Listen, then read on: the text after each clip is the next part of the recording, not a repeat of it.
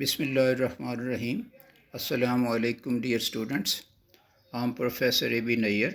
This is Reader Kali Sargoda. Today we will discuss a very important topic of grammar, English grammar. It's the use of can, could, may and might.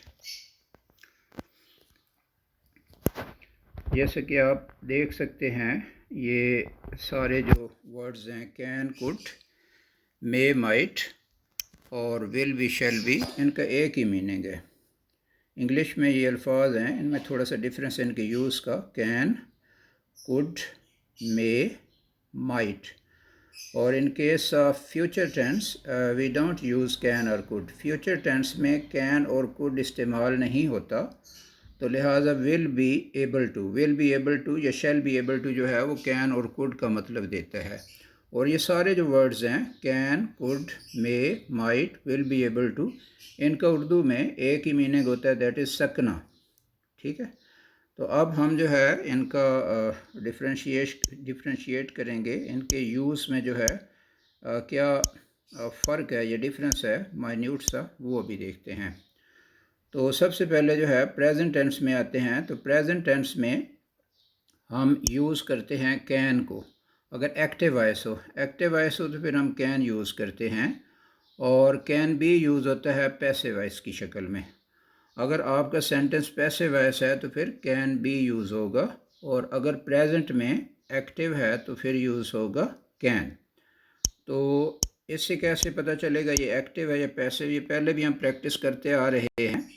अब ये जो sentence है कीमतें कम की जा सकती हैं, ये पैसिव वॉइस है, क्योंकि इसमें हमें कीमतें कम करने वाले का जिक्र या मेंशन नहीं है, यहाँ सब्जेक्ट जो है वो नहीं है।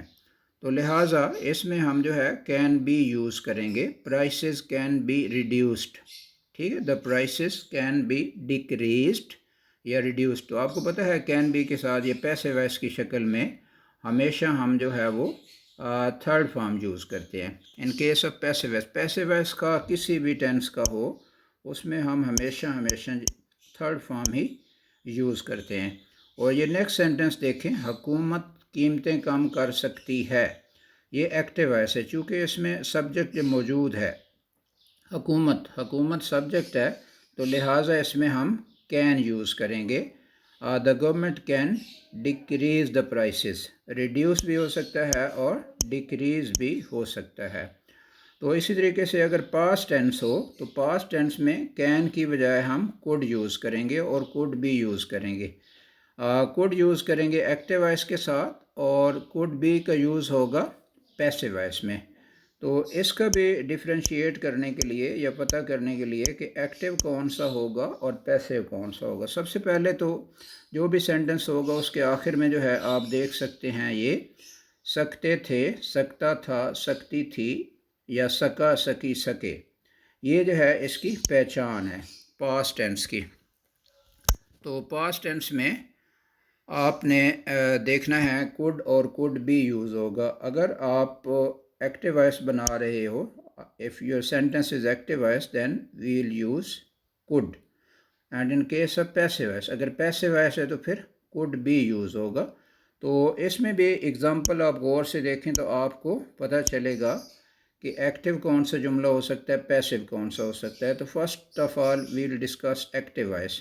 ये हम घर में पार्टी का इंतज़ाम कर सकते हैं, ये एक्टिव वॉइस है। कर सकते थे, ये कर सकते थे जो है, चूँकि ये पास्ट टेंस है और फिर इसमें हम मौजूद है। हम जो है ये सब्जेक्ट है, तो जिसमें सब्जेक्ट मौजूद होता है वो क्या होता है, एक्टिव वॉइस होता है। तो लिहाजा हम इसमें कुड का इस्तेमाल करेंगे। We could arrange the party at home, we could होगा। लेकिन अगर पैसिव वॉइस हो, घर में पार्टी का इंतज़ाम किया जा सकता था, तो इसमें कुड बी यूज़ होगा, और कुड बी के साथ फिर आगे आपको पता है थर्ड फॉर्म इसमें यूज़ होगी। तो घर में पार्टी का इंतज़ाम किया जा सकता था, the party could be arranged at home, the party could be arranged at home. तो अब नेक्स्ट फ्यूचर में आ जाएं। तो फ्यूचर में as I have already told you कि हम कैन और कुड का इस्तेमाल नहीं करते। फ्यूचर टेंस में कैन और कुड का इस्तेमाल नहीं होता बल्कि विल बी एबल टू। आप just will be able to याद रख लें। वैसे अगर पैसिव वॉइस हो तो will be able to be भी होता है आगे, ये बी का इजाफा भी पैसिव वॉइस के साथ कर दिया जाता है। तो इसका सेंटेंस ये उर्दू में आपको पहचान कैसे होगी, सकोगे, सकेंगे, सकेगा, सकेगी, सकूँगा, सकूँगी वगैरह। जैसे वो यहाँ नहीं आ सकेगा, तुम यहाँ नहीं आ सकोगे, हम वहाँ नहीं जा सकेंगे, वो वहाँ नहीं जा सकेगा, सकेगी, इस तरह करके अगर जुमला होगा तो उसमें हम will be able to. Can could तो उसमें फ्यूचर में यूज़ नहीं होता, तो लिहाजा हम यूज़ करेंगे विल बी एबल टू। जैसे वो कॉलेज नहीं जा सकेगा, तो he will not be able to go to college. ठीक है, he will not be able to go to college. और अगर पैसिव वॉइस हो, जैसे ये नीचे है, उन्हें फ़ोन नहीं किया जा सकेगा, तो ये पैसिव वॉइस, क्योंकि फ़ोन करने वाले का इसमें ज़िक्र नहीं है, तो लिहाजा इसमें जो है will be able to be भी, बी का इजाफा भी इसमें करेंगे और फिर थर्ड फॉर्म लगेगी, उन्हें फ़ोन नहीं किया जा सकेगा। They will not be able to be called. Phone करने के लिए हम कॉल्ड यूज़ करेंगे क्योंकि ये पैसिव वॉइस है। ठीक हो गया। तो अब जो है नेक्स्ट हम मे और माइट का यूज़ देखते हैं कि मे और माइट कैसे हम इस्तेमाल कर सकते हैं। बल्कि इसकी थोड़ी एक्सरसाइज है, एक्सरसाइज आप इसको कह लें या सॉल्व्ड एग्जांपल कह लें। इसमें जो है सोल्यूशन दिया गया है, तो लिहाजा जो है इसको थोड़ा सा मैं आपको जूम इन करके दिखाता हूँ ताकि आपको इजीली नज़र आ जाएं सेंटेंस सारे। तो इस पे मैं आपकी प्रैक्टिस करा देता हूँ, आप गौर से इसको सुनो। मैं इस मामले में आपकी मदद कर सकता हूँ या कर सकती हूँ। तो ये जो है इसमें कैन का इस्तेमाल होगा क्योंकि ये एक्टिव वॉइस है, क्योंकि इसमें जो है लफ्ज़ ये मैं मौजूद है, और मैं के लिए जो है हम इंग्लिश में क्या यूज़ करते हैं, आई यूज़ करते हैं। तो आई जो है it is use as a subject. तो I can help you in this matter, in this matter होता है इस मामले में, तो मैं इस मामले में आपकी मदद कर सकता हूँ। अब दूसरा सेंटेंस देखें, हर मकसद को मेहनत से हासिल किया जा सकता है। ये पैसिव वॉइस है।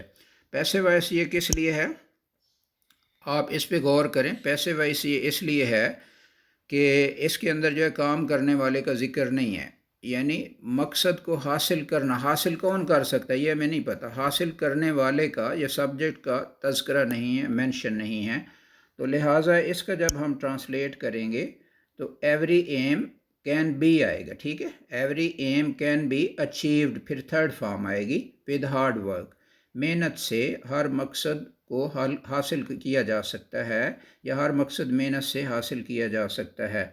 उसके बाद नेक्स्ट आप देखो पास्ट टेंस में है, तो पास्ट टेंस में भी ये एक्टिव है। वो नई कार ख़रीद सकता था, he could bye a new car. तो यहाँ पे हमने कुड यूज़ किया है और कुड के साथ फिर बाय फर्स्ट फॉर्म यूज़ की है, because in active voice we use first form with could और कैन। लेकिन अब ये देखो दूसरा सेंटेंस जो है नेक्स्ट नंबर 4 है, मैच जीता जा सकता था। अब ये पैसिव वॉइस है क्योंकि हमें जीतने वाले का हमें नहीं पता कौन जीत सकता था, तो लिहाजा इसमें कुड भी हमने यूज़ किया है, मैच कुड बी वन। तो वन जो है ये थर्ड फॉर्म है, कुड बी के साथ हमेशा थर्ड फॉर्म हम यूज़ करते हैं, या पैसिव वॉइस में हमेशा थर्ड फॉर्म यूज़ होती है। तो इसको अच्छी तरीके से आप जो है सुनते जाओ, क्योंकि आगे एक्सरसाइज है और एक पैराग्राफ भी दिया गया ज़रा लेंथी सा, तो उसको आपने ख़ुद करना है। मैं आपकी बस I will just read it out, और जो इसमें डिफ़िकल्ट वर्ड्स होंगे, वोकेबुलरी का मसला होगा, वो मैं आपको बाद में बता दूंगा, लेकिन पहले ये एग्जांपल्स ने। नंबर 5 है, वो फ्रांसीसी नहीं बोल सकती। तो ये एक्टिव वॉइस है। ठीक है, तो she can not speak French, तो ये कैन नॉट आया है और इसके साथ फिर हम स्पीक यूज़ कर रहे हैं, यानी फर्स्ट फॉर्म यूज़ कर रहे हैं, because in case of active voice we use first form of verb. अब नेक्स्ट नंबर 6 जो है, ये सेंटेंस जो है आप गौर से देखो, ये पैसिव वॉइस है। पैसिव वॉइस क्यों है, इस कार की मुरम्मत नहीं की जा सकती। अब इसमें मुरम्मत करने वाले का जिक्र नहीं है। ठीक है, सब्जेक्ट यहाँ भी मिसिंग है, तो सब्जेक्ट मिसिंग हो तो ये होता है पैसिव वॉइस। तो पैसिव वॉइस में हम कैन नॉट बी यूज़ करते हैं, और आगे रिपेयर्ड थर्ड फॉर्म यूज़ होती है। This car can not be repaired. हम मैच जीत सके, हम मैच ना जीत सके। तो ये कौन सा सेंटेंस है? ये सेंटेंस जो है एक्टिव वॉइस है और पास्ट में है, क्योंकि इसमें ये लफ्ज़ हम मौजूद है। तो जब काम करने वाला या सब्जेक्ट मौजूद होता है तो लिहाजा वो एक्टिव वॉइस होता है। तो इसमें जस्ट कुड नॉट है, ठीक है, बी नहीं इसमें यूज़ होगा। We could not win the match. तो नेक्स्ट सेंटेंस जो है वो पैसिव वॉइस होगा, नई सड़कें तामीर नहीं की जा सकीं। ये पैसिव वॉइस है और पास्ट टेंस है, तो लिहाजा इसमें कुड नॉट बी यूज़ हुआ है और कंस्ट्रक्टेड थर्ड फॉर्म यूज़ हुई है। तो new roads could not be constructed, नई सड़कें तामीर नहीं हो सकीं या तामीर नहीं की जा सकी। तो अब नेक्स्ट इसका देखते हैं जी। ये 22 सेंटेंसेस हैं, तो इन सब को हम गो थ्रू करेंगे। तो इसमें डिफरेंट यूज़ है, किस तरीके से आप कैन को, कुड को, मे को, माइट को एक्टिव में, पैसिव में यूज़ कर सकते हैं, प्रेजेंट में, पास्ट में, फ्यूचर में। तो लिहाजा ये नंबर 9 सेंटेंस आप देखो, क्या आप इस सिलसिले में मेरी रहनुमाई कर सकते हैं। तो ये क्या है? एक्टिव वॉइस है। एक्टिव वॉइस है क्योंकि इसमें लिखा हुआ आप यानी काम करने वाला है, तो सब्जेक्ट हियर इज़ प्रेजेंट, तो that's why this is active voice. तो can you guide me in this regard, तो जस्ट हमने सिर्फ कैन इसमें यूज़ किया है, बी का इस्तेमाल नहीं किया। कैन से क्यों शुरू किया? क्योंकि हमारा सेंटेंस क्या से शुरू हो रहा है। कोई भी उर्दू का सेंटेंस जो है वो क्या से शुरू हो, तो इंग्लिश का सेंटेंस जो है we begin with helping verb। तो can is here used as a helping verb। can, could, may, might जो है ये helping verb के तौर पे यहाँ पे इस्तेमाल किए जा रहे हैं। तो लिहाजा आगे क्या ये मसला हल हो सकता है? ये पैसिव वॉइस है, क्योंकि इसमें सिर्फ मसले का जिक्र है, हल करने वाले का तज़किरा नहीं है। ये नहीं कि कौन हल कर सकता है, तो लिहाजा इट इज़ पैसिव है। तो लिहाजा इसमें जो है कैन यूज़ किया हमने और फिर बी भी यूज़ किया और फिर थर्ड फॉर्म यूज़ की है, can this problem B solved. ठीक है। तो नेक्स्ट सेंटेंस देखें। एक सेंटेंस जो है अमूमन वो एक्टिव है और नेक्स्ट जो है वो पैसिव है।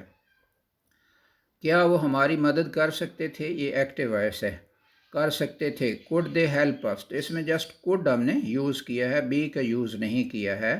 तो आगे अगर सेंटेंस नंबर 12 आप देखोगे तो इसमें जो है ये पैसिव वॉइस, क्या चोर गिरफ्तार हो सकते थे।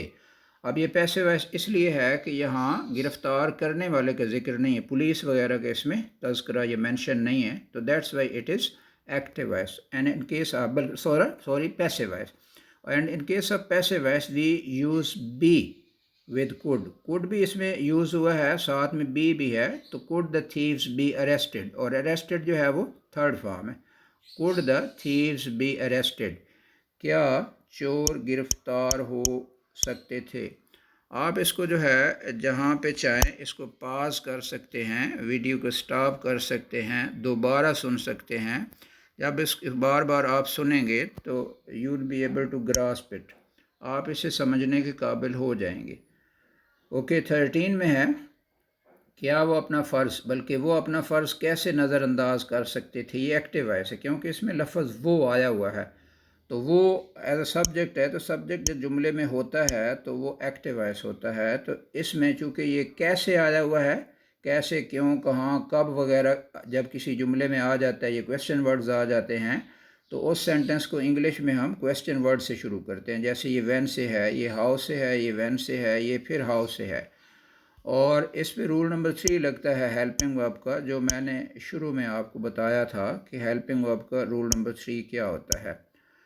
तो लिहाजा जो है हम पहला सेंटेंस, वो अपना फ़र्ज़ कैसे, वो अपना फ़र्ज़ कैसे नज़रअंदाज कर सकते हैं। तो हाउ कैन, हाउ के फ़ौरन बाद जो है ये हेल्पिंग वर्ब आता है, how can they ignore there duty. Duty होता है फ़र्ज़, इग्नोर नज़रअंदाज करना, और कैन यूज़ होता है। हाउ के फ़ौरन बाद जो है we place can as a helping verb.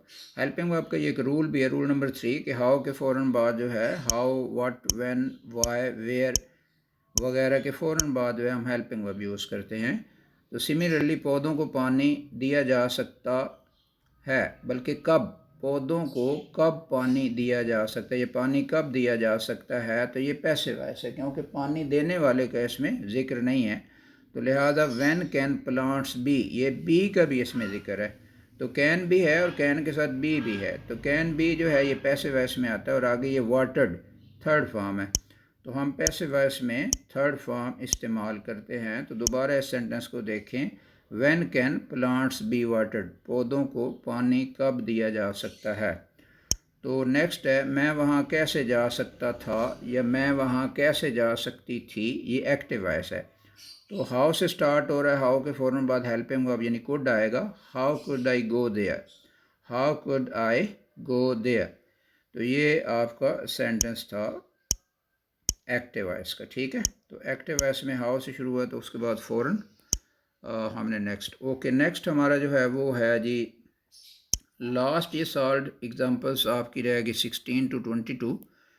तो 16 को गौर से आप देखें, दहशत गर्दों को कैसे माफ़ किया जा सकता था, ये पास्ट इंडेफिनिट, ये पास्ट टेंस है और पास्ट के साथ साथ ये एक्टिव वॉइस है, तो लिहाजा इसमें ये पास्ट के लिए सिर्फ कुड हम यूज़ करेंगे।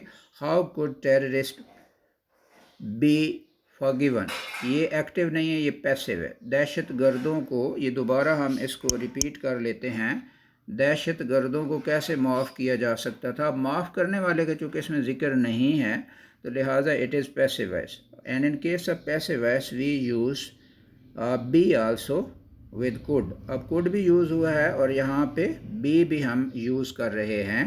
तो how could terrorist be forgiven, forgiven होता है माफ़ करना, तो दहशत गर्दों को कैसे माफ़ किया जा सकता था।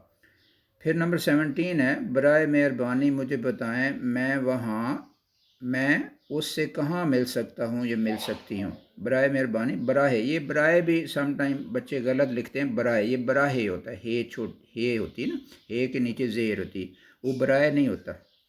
बराहे मेहरबानी मुझे बताएं कि मैं उससे कहाँ मिल सकता हूँ या मिल सकती हूँ। तो इसमें रूल नंबर 4 यूज़ होगा हेल्पिंग वर्ब का, प्लीज़ टेल मी वेयर।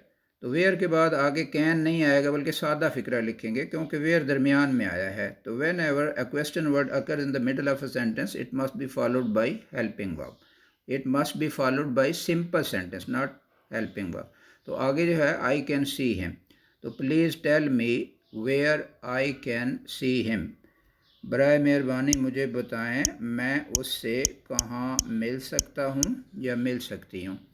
फिर आगे है, मैं जानता हूँ या जानती हूँ कि ताज़ा फल कहाँ मिलता है, ये पैसिव वॉइस है, ताज़ा फल कहाँ मिलता है। अब किसको मिलता है ये ज़िक्र नहीं है, सिर्फ फल का ज़िक्र है, मिलने वाले का या देखने वाले या ढूंढने वाले का इसमें ज़िक्र नहीं। तो लिहाजा इसमें कैन बी हम यूज़ करेंगे,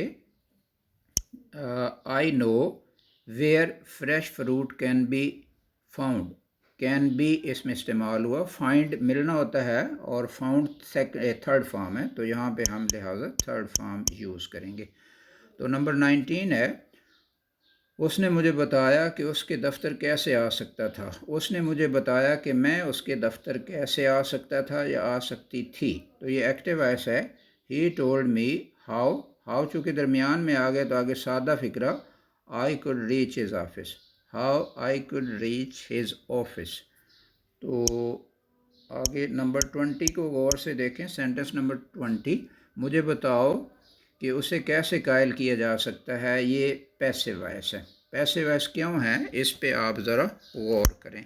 ये पैसिव वॉइस इसलिए है कि कायल करने वाले के इसमें तज़किरा या ज़िक्र नहीं है, जस्ट ये बताया गया है कि उसे कैसे कायल किया जा सकता है। तो tell me how he could be, जा सकता था है ना, तो ये पास्ट टेंस है, तो कुड बी है, हाउ ही कुड, हाउ के बाद जो है आगे सिंपल हो जाएगा, he could be convince third form.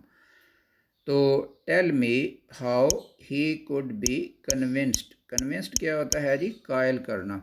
आगे तुम उसे जल्द मिल सकोगे, तुम उसे जल्द मिल सकोगे, तो ये फ्यूचर टेंस है।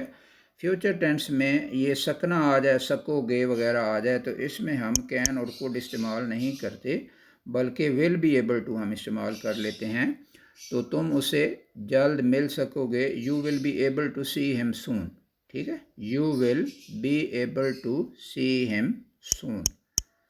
ओके, लास्ट सेंटेंस है आज नया चांद नज़र आ सकेगा। अब ये पैसिव वॉइस है क्योंकि नज़र आने वाले का तो जिक्र है, चांद का जिक्र है, लेकिन देखने वाले का इसमें जिक्र नहीं है, तो लिहाजा ये पैसिव वॉइस है। तो पैसिव वॉइस में हम इस बी का इजाफा करेंगे और थर्ड फॉर्म सीन आएगा। तो new moon will be able to be seen today, कि आज नया चांद नज़र आ जाएगा। तो it was all about can and could. Now let's look at may and might. तो मे और माइट जो है इसका भी मीनिंग वही है। मे का मतलब भी सकना है, जैसे कि आपने शुरू में देखा है, और माइट का मतलब भी सकना ही है। लेकिन मे जो है और मे भी और फिर माइट और माइट भी, यही एक्टिव वॉइस और पैसिव वॉइस है। अगर एक्टिव वॉइस होगा तो आपको पता है हम मे यूज़ करेंगे इन केस ऑफ एक्टिव, और अगर पैसिव वॉइस है तो फिर हम मे भी यूज़ करेंगे। सिमिलरली अगर पास्ट टेंस है तो पास्ट में हम माइट यूज़ करेंगे या माइट भी यूज़ करेंगे। ये लिखा हुआ आगे पास्ट टेंस, तो ये प्रेजेंट टेंस में मे बी। लेकिन अब हम आते हैं कि मे और माइट को इस्तेमाल कब करना है, कैसे करना है। ये आपको प्रेजेंट और पास्ट का तो पता चल गया। प्रेजेंट में और फ्यूचर में हम मे यूज़ कर सकते हैं, और फ्यूचर में इस सेंस में कि एक साइड पे जो है अगर विल शैल हो तो दूसरी साइड पे जो है वो मे यूज़ किया जा सकता है, ठीक है। तो अब जो है हम देखते हैं, ये फॉर एग्ज़ाम्पल हो सकता है, जैसे ये प्रेजेंट में है, हो सकता है चोर गिरफ़्तार हो जाएं। अब इसमें गिरफ़्तार करने वालों का चूँकि ज़िक्र नहीं है तो लिहाजा इसमें क्या यूज़ होगा, इसमें आप यूज़ करेंगे मे बी, ठीक है। इसमें मे बी यूज़ करेंगे क्योंकि ये पैसिव वॉइस है। ये पैसिव वॉइस है और पैसिव वॉइस में आपको पता है हम मे बी यूज़ करते हैं। तो हो सकता है, तो हो सकता है इम्कान को ज़ाहिर कर रहा है ना, तो थीव्स मे बी अरेस्टेड। और आगे अगर एक्टिव वॉइस, अब इसकी ट्रांसलेशन हम नहीं करेंगे, सिर्फ आपको पहचान बताते हैं।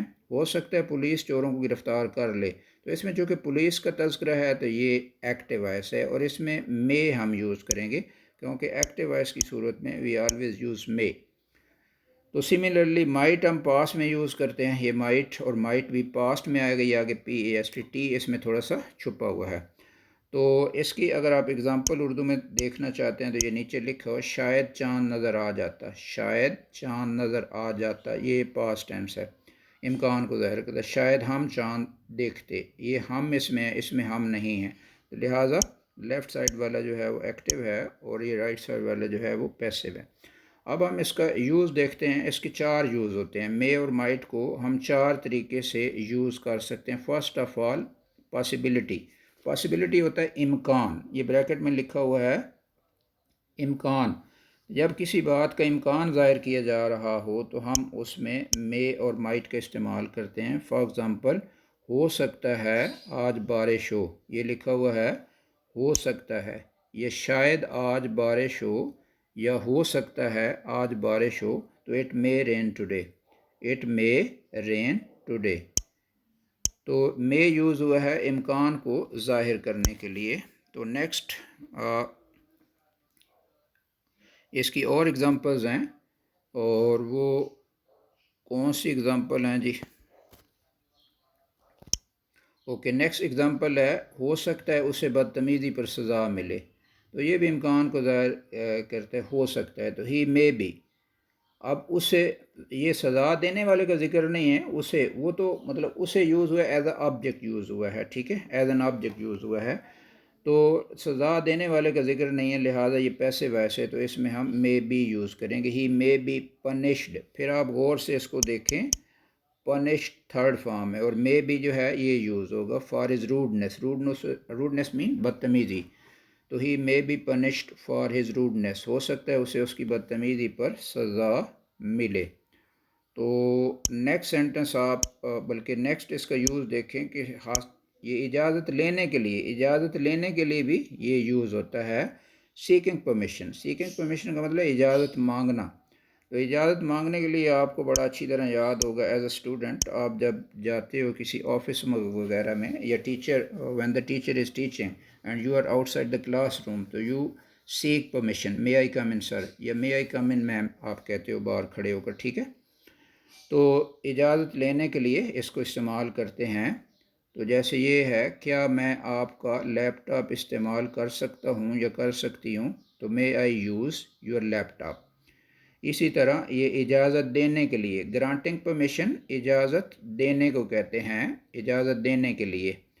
तो यहाँ इजाज़त देने के लिए कैसे, तुम जितनी देर चाहो यहाँ बैठ सकते हो, तो ये आप इजाज़त दे रहे हो।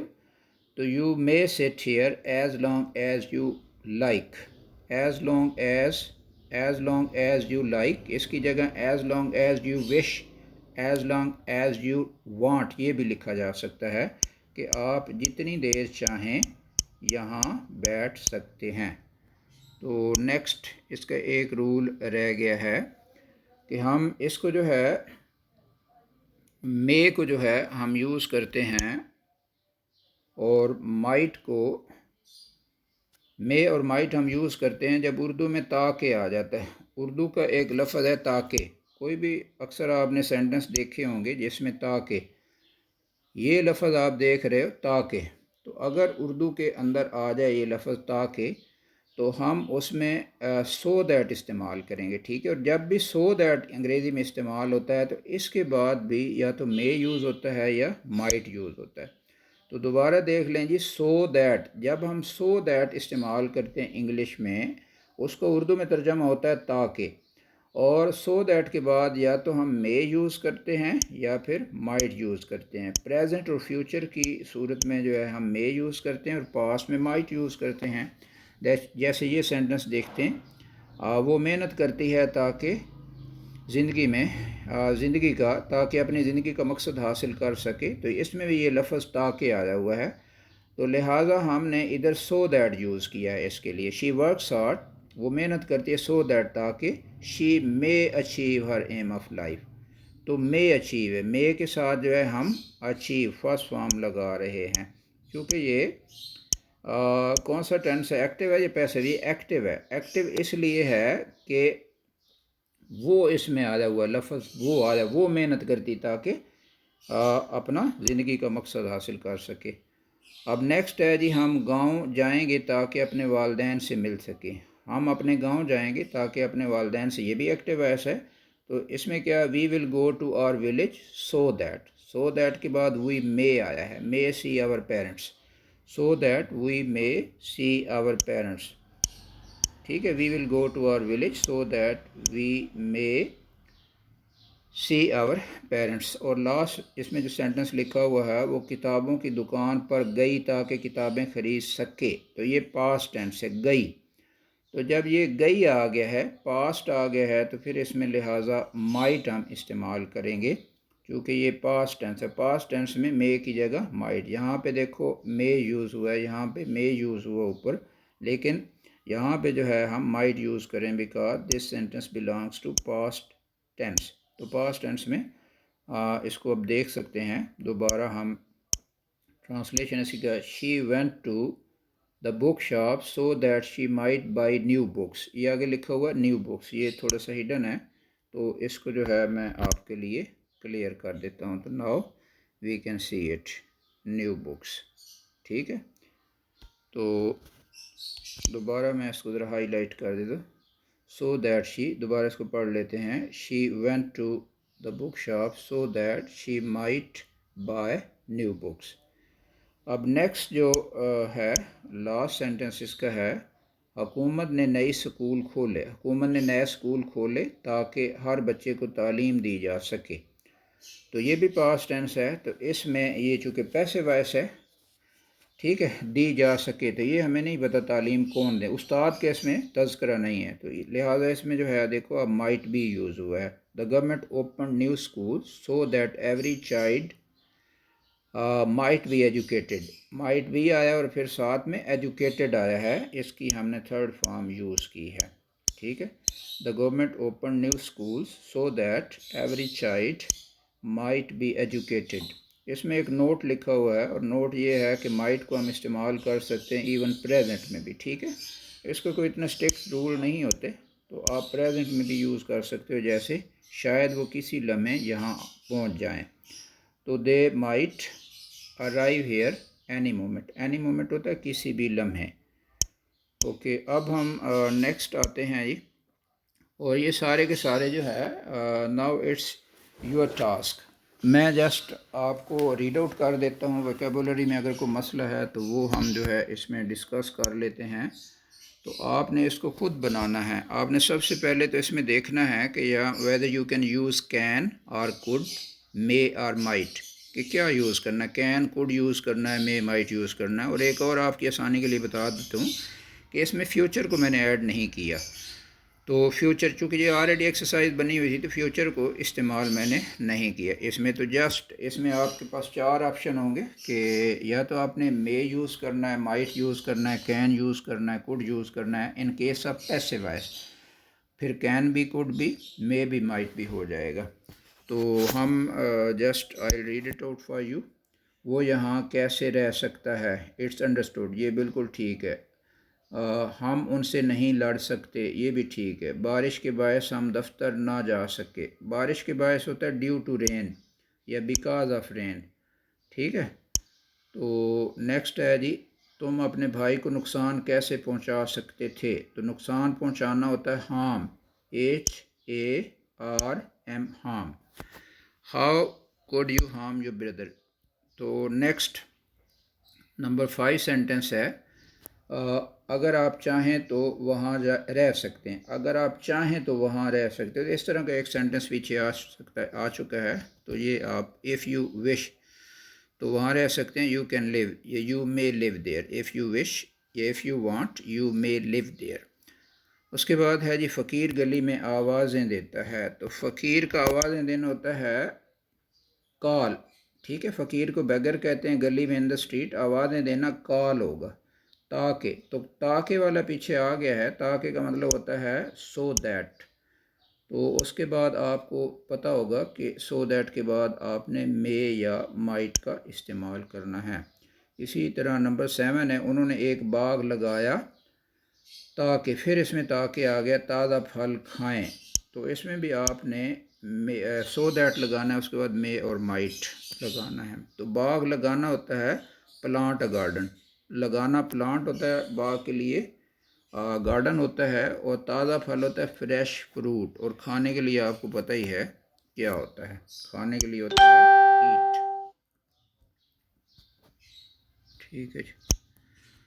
ओके, तो नेक्स्ट इसके एक और सेंटेंस जो है वो शायद इसमें रहता था, नो, ये कंप्लीट हो गया है जी। तो नंबर 8 से हम स्टार्ट करें, शायद उसे तुम्हारे नेक इरादों का इल्म हो जाए। तो अब ये इम्कान को ज़ाहिर कर रहा है। नेक इरादों को कहते हैं गुड इंटेंशंस, इंटेंशंस भी होता है, डिज़ाइंस भी होता है, इवन आप थाट्स भी कह सकते हो। तो इल्म हो जाए होता है कम टू नो, या मे नो भी हो सकता है, ठीक है। तो नेक इरादों को क्या कहते हैं, गुड डिज़ाइंस भी हो सकता है, गुड इंटेंशंस भी हो सकता है, ठीक है। या नोबल डिज़ाइंस भी हो सकता है, नोबल इंटेंशंस भी हो सकता है, ठीक है। इसी तरह एक वो होता है ना, हम दुश्मन के नापाक इरादों को खाक में मिला देंगे। तो नापाक इरादों के लिए होता है डार्क डिज़ाइन, डार्क DAR के डार्क डिज़ाइंस, डार्क डिज़ाइंस, ख़राब इरादे या अज़ाइम। अब क्या मैं कुछ देर यहाँ बैठ सकता हूँ, बैठ सकती हूँ, ये भी अंडरस्टूड है। आप खुशी से यहाँ बैठ सकते हो, you can sit here with player. मेरे जैसा गरीब आदमी इतना बड़ा मकान कैसे ख़रीद सकता था। चलें ये मैं आपके लिए कर देता हूँ। How could a poor person like me bye such a big house या सच अ लार्ज हाउस। इसके बाद नेक्स्ट सेंटेंस है, तुम जब चाहो उन्हें रहनुमाई के लिए बुला सकते हो। तो जब चाहो, तो इसके लिए रहनुमाई का मैं आपको बता देता हूँ, फॉर गाइडेंस, और बुलाना होता है कॉल, ठीक है। तो you can call them for guidance van ever you wish या वैन एवर यू लाइक। उसके बाद जी नेक्स्ट हम देखते हैं ये नंबर 13 जो है, 13, 14 और 15। 13 है, हमें अफसोस है कि हम तुम्हारे मशवरे पर अमल नहीं कर सके। तो मशवरे के लिए होता है एडवाइस भी होता है और सजेशंस भी होता है। सजेशन जिसको कहते हैं, सजेशन नहीं होता, असल वर्ड की प्रोनाउंसिएशन है सजेशन। और अमल करना होता है एक्ट अपॉन या फॉलो। तो हमें अफसोस है, वी आर सॉरी। तो ये आपने इसको खुद कंपोज करना है या बनाना है। खुद गर्ज लोग होता है द सेल्फिश पीपल, कहीं भी, एनीवेयर, किसी भी वक्त, एनी टाइम तुम्हारा साथ छोड़ सकते हैं। तो ये इम्कान है, यानी सकते हैं। तो साथ छोड़ना लीव भी होता है, और इसमें पार्ट फ्राम भी होता है, पार्ट फ्राम, लीव भी। ठीक है, तो और ठीक है जी। उसके बाद नंबर 15 आप गौर से देखो, ये भी छोड़ने का है, वो हमें मुश्किल में नहीं छोड़ेंगे। तो ये मुश्किल में छोड़ने के लिए लीव इन द लर्च एक होता है, ईडीएम आपने शायद पढ़ा होगा सेकेंड ईयर में। तो वो हमें मुश्किल में नहीं छोड़ सकते। They can not leave us in the lurch, या they can not leave us in difficulty, ऐसे भी आप कह सकते हो। तो नेक्स्ट एक पैराग्राफ है जी, इस पैराग्राफ को आप गौर से देखें। Just I read it out, और आपको गौर करना है। ये एक्टिव है, पैसिव है, इसमें मे लगना है, माइट लगना है, कैन लगना है, कुड लगना है, कैन बी और कुड बी, ये आपको खुद देखना है। तो पाकिस्तान में नए डैम बनाए जा सकते हैं, इस तरह मुल्क तरक्की कर सकता है। इस तरह होता है इन दिस वे, डैम से बिजली भी पैदा की जा सकती है। तो बिजली पैदा करना होता है इलेक्ट्रिसिटी, और जनरेट पैदा करना, प्रोड्यूस भी होता है और जनरेट भी हो सकता है। मुल्क से लोड शेडिंग का ख़ात्मा किया जा सकता है। तो ख़ात्मे के लिए होता है एंड, तो ये पैसिव वॉइस है। तो load shedding can be ended in the country, ये फ्राम द कंट्री। और बिजली की कीमत कम की जा सकती है। बिजली की कीमत होता है कास्ट ऑफ इलेक्ट्रिसिटी, ये प्राइस ऑफ इलेक्ट्रिसिटी। कम करना रिड्यूस भी होता है और डिक्रीज़ भी होता है। मुल्क में नए कारखाने लगाए जा सकते हैं। लगाना होता है एस्टेब्लिश या सेटअप, और नए कारखाने को क्या कहते हैं जी, न्यू फैक्ट्रीज़। तो मुल्क में होता है इन द कंट्री। हम सनती पैदावार में इजाफा कर सकते हैं। सनती पैदावार होता है इंडस्ट्रियल प्रोडक्शन, इंडस्ट्रियल प्रोडक्शन। तो नेक्स्ट इसी की कंटिन्यूएशन है, ये काफ़ी लंबा सा है, 3 इसके पार्ट्स बनाए हैं।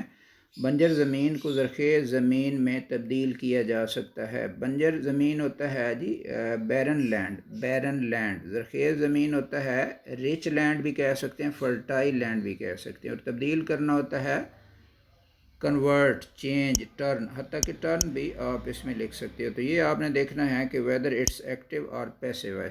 नई फसलें उगाई जा सकती हैं, तो न्यू क्रॉप्स हो जाएगा। खेतों की पैदावार बढ़ाई जा सकती है, तो पैदावार के लिए प्रोडक्शन भी होता है, यील्ड भी होता है, YIELD, यील्ड। यील्ड भी इसमें पैदावार के तौर पे इस्तेमाल किया जा सकता है। आटे और चीनी की कीमत कम की जा सकती है। तो price of floor and sugar, आगे कम करना आपको पता है, रिड्यूस भी हो सकता है और दूसरा डिक्रीज़ भी हो सकता है। हम ज़रूरी पैदावार दूसरे मुल्कों को एक्सपोर्ट कर सकते हैं। तो ज़रूरी पैदावार ऊपर आ चुका है, और एक्सपोर्ट करना का एक्सपोर्ट करना ही होता है, एक्सपोर्ट ही होता है, दूसरे मुल्कों को होता है टू अदर कंट्रीज़। इसके बाद है ज़रूरी शोबे में नए रोज़गार पैदा किए जा सकते हैं। तो ज़रूरी शोबे में एग्रीकल्चर सेक्टर, एग्रीकल्चर सेक्टर, और नया रोज़गार होता है न्यू जॉब्स, न्यू जॉब्स पैदा करना होता है क्रिएट। तो आपने ये देखना है एक्टिव है या पैसिव है। और ये एक बात आपने याद रखनी है कि ये लाजमी आपने सॉल्व करना है। जस्ट लेक्चर सुन लेना कोई इसका फ़ायदा नहीं। आप इसको पाज पे लगा सकते हो, आप व्हाट्सएप पे मुझसे रब्ता कायम कर सकते हो, मैं आपको ये सेंड कर दूंगा। ये एक्सरसाइज जो है मैं आपको व्हाट्सएप पे सेंड भी कर सकता हूँ, अगर आप या वैसे भी आप इसको, ये बिल्कुल विजिबल है और बिल्कुल नज़र आ रहा है, इसको आप पाज करके लिख सकते हो अगर आप लिखना चाहो। थोड़ा सा टाइम लगेगा, ओके ठीक है। इसके बाद है जी, हम मुल्क में बेरोज़गार, यूँ हम मुल्क में बेरोज़गारी से भी निजात पा सकते हैं। निजात पाना होता है गेट रिड ऑफ, बेरोज़गारी होता है अनएम्प्लॉयमेंट, और यूँ होता है इन दिस वे। यूँ के लिए 10 भी हो सकता है या इन दिस वे। तो आपने देखना है ये एक्टिव वॉइस है या पैसिव वॉइस। तो अब ये लास्ट इसका जी आ गया है हिस्सा, ये एक ही पैराग्राफ था लेंथी सा। तो हमारे नौजवान कौमी तरक्की में अहम किरदार अदा कर सकते हैं। हमारे नौजवान होता है our youth, our youth, YOUTH, youth. Youth का मतलब होता है नौजवान। कौमी तरक्की होता है नेशनल और डेवलपमेंट, नेशनल प्रोग्रेस या नेशनल डेवलपमेंट। और अहम किरदार होता है इम्पॉर्टेंट रोल, अदा करना होता है प्ले। तो ये आपको खुद सेंटेंस बनाना है। हमारा मुल्क दिन दुगनी रात चुगनी तरक्की कर सकता है। तो दिन दुगनी रात चुगनी तरक्की के लिए एक इडियम यूज़ होता है, उसको कहते हैं with leaps and bounds. Leaps and bounds, with leaps and bounds. तो तरक्की करना होता है मेक प्रोग्रेस, या खाली प्रोग्रेस भी हो सकता है। तो लीप्स की spelling LEAPS and bound BOUNDS, bounds. तो नेक्स्ट आप देखें, मुल्क में अमन बहाल हो सकता है, ये पैसे वॉइस है। तो अमन के लिए लॉ एंड ऑर्डर भी होता है और पीस भी होता है। पीस और बहाल होना जो है ये रिस्टोर होता है। तो ये पैसे वॉइस है। तो आप ये खुद देख लेना कि रिस्टोर की थर्ड फॉर्म रिस्टोर्ड लगेगी, और कैन भी हो सकता है। इस तरह हम दहशत गर्दी पर भी काबू पा लें। तो हो सकता है ये इम्कान को ज़ाहिर करता है, तो इसमें आपको पता है मे यूज़ करना है, ठीक है। तो इस तरह होता है इन दिस वे। दहशत गर्दी टेररिज्म, काबू पाना कंट्रोल होता है। तो ये आपने खुद इसको बनाना है। हम पाकिस्तान को इकबाल के ख्वाब और कायद आज़म की तवक्कुआत के मुताबिक एक फलाही इस्लामी रियासत बना सकते हैं। तो ये सबसे पहले यहाँ आते हैं एक फलाही इस्लामी रियासत। फलाही होता है वेलफेयर, इस्लामिक स्टेट। और इकबाल्स ड्रीम, इकबाल का ख्वाब क्या होगा, इकबाल्स ड्रीम। और कायद आज़म मोहम्मद अली जिन्ना की तवक्कुआत के मुताबिक according to the wishes of या एक्सपेक्टेशंस ऑफ कायद आज़म मोहम्मद अली जिन्ना। तो बाकी बिल्कुल ईजी रह गया अगर आपको ये इसके वोकेबुलरी का पता चल गया है तो। और लास्ट में मुख्तसर ये कि हम दुनिया के लिए नई मिसाल कायम कर सकते हैं। मिसाल कायम करना होता है सेट एन एग्ज़ाम्पल। तो मुख्तसर के लिए क्या होगा, मुख्तसर ये in short we can set an example for the world, ठीक है। तो it was all about today's lecture. तो आपको फिर मैं लास्ट टाइम बार बार मैं ये कहता हूँ कि आपको जस्ट सुन लेना इनफ नहीं है। इट इज़ नॉट इनफ कि आपने इस लेक्चर को अटेंड कर लिया, सुन लिया है। आप दोबारा सुने 2 बार 3 बार 4 बार। अगर एक ही बार, इतना ये मुश्किल नहीं है, बहुत से most of students know these rules already. आपने क्या करना है, इसको लिखना है, ठीक है। जितनी एक्सरसाइजेज दी गई हैं आपने इसको दोबारा रीराइट करना है, और आप मुझे व्हाट्सएप पे सेंड कर सकते हो, और मैं आपको चेक करके दोबारा वापस कर दूँगा, ठीक है जी। तो यही था जी आज का जो है। तो अल्लाह हाफिज़, थैंक यू वेरी मच। अल्लाह ताला आपको हिफ्ज़ व अमान में रखे, आपकी ज़िंदगी में आसानियाँ पैदा फरमाए, आपको कामयाबी व कामरानी अता फरमाए। आमीन। अस्सलामु अलैकुम व रहमतुल्लाहि व बरकातहू।